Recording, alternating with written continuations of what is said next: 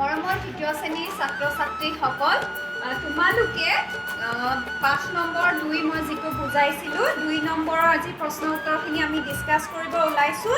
এয়া চোৱা page number 13 দেখিছানে তোমালোকে পেজ নাম্বাৰ 13ৰ এইটো 2 নম্বৰখিনি তোমালোকে উলিয়াই লোৱা। কিতাপত ধুনীয়াকৈ এটা ছাইডে কৰি দিছে আৰু এটা ছাইডে আমাক কৰিবলৈ দিছে। গতিকে আমি এইখিনি আজি কৰিম, আলোচনা কৰিম, বৰ্ডত মই কৰাই দিম।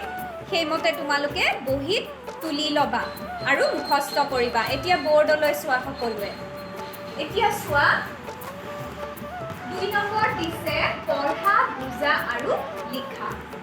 পেহা হ'লে ইয়াৰ বিপৰীত শব্দ কি হ'ব? পেহী। ককা হ'লে কি হ'ব? আইতা। খুৰা হ'লে খুৰী। মহা হ'লে মাহী। এইকেইটা তোমালোকে বুজিছা বুলি আশা কৰিছোঁ। বিপৰীত শব্দখিনি লিখিব দিছে আমাক। তোমালোকে ধুনীয়াকৈ বহীত উঠাবা আৰু মুখস্থ কৰিবা। আজিলৈ আহিছোঁ।